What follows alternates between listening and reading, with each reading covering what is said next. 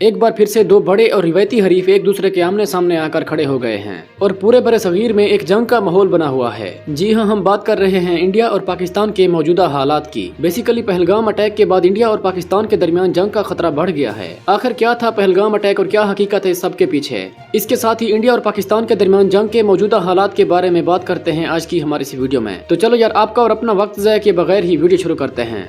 वैसे तो इंडिया और पाकिस्तान का एक दूसरे के साथ 36 का आंकड़ा रहता है और दोनों मुल्कों की आपस में दुश्मनी कोई नई नहीं बल्कि कई साल पुरानी है। लेकिन इस बार सूरत हाल कुछ ज्यादा ही नाजुक है क्योंकि इंडिया ने धमकी दी है पाकिस्तान पर अटैक करने की और इस सब की जो मेन वजह है वो है पहलगाम अटैक। बेसिकली पहलगाम मकबूजा जम्मू और कश्मीर का एक इलाका है जो कि पाकिस्तान से तकरीबन सैकड़ों किलोमीटर की दूरी पर है और ये इलाका मकबूजा जम्मू और कश्मीर में सबसे खूबसूरत इलाका है जिसमें हर साल लाखों की तादाद में सयाह आते रहते हैं। हुआ कुछ यूं कि इसी पहलगाम में आज से कुछ रोज कबल दहशतगर्दों ने सयाहों पर हमला किया जिसमें 26 के करीब अफराद मारे गए और तकरीबन 11 जख्मी हैं। इंडिया ने इस सब का इल्जाम लगाया है पाकिस्तान पे।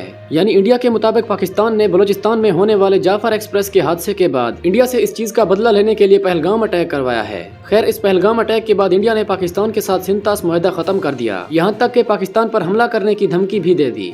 आगे बढ़ने से पहले ये समझ लें कि आखिर सिंतास मुआहदा क्या था। बेसिकली सिंतास मुआहदा साल 1960 में पाकिस्तान और इंडिया के दरमियान हुआ था जिसमें दोनों मुल्कों के दरमियान दरियाओं की तकसीम की गई थी। इस मुआहदे के मुताबिक बरसगीर में मौजूद 3 दरियाओं पर पाकिस्तान और 3 दरियाओं पर इंडिया का हक करार दिया गया। चूँकि ये सारे दरिया इंडिया की सरजमीन से गुजर कर पाकिस्तान में आते हैं, इसलिए इंडिया ने ये धमकी दी है कि पाकिस्तान के साथ अब सिंतास मुआहदा खत्म है और अब इंडिया पाकिस्तान के लिए पानी की सप्लाई रोक देगा। खैर, होता क्या है ये तो वक्त ही बताएगा। फिलहाल वीडियो में आगे बढ़ते हैं। पहलगाम अटैक के बारे में कुछ ऐसे सवालात हैं जो कि इस दावे को झूठा साबित करते हैं कि इस सब के पीछे पाकिस्तान है। सबसे पहला सवाल तो ये है कि जिस इलाके पर हमला हुआ है वो इलाका पाकिस्तान से तकरीबन 200 से ज्यादा किलोमीटर के फासले पर है। तो सवाल ये पैदा होता है कि अगर पाकिस्तान ने हमला करना भी था तो वो सरहदी इलाकों में करता, इतना दूर जाने की क्या जरूरत थी पाकिस्तान को। दूसरा सवाल ये बनता है कि पाकिस्तान से मुसल्लह लोग इंडिया में दाखिल हो गए और 200 कई किलोमीटर अंदर तक जाकर हमला भी किया।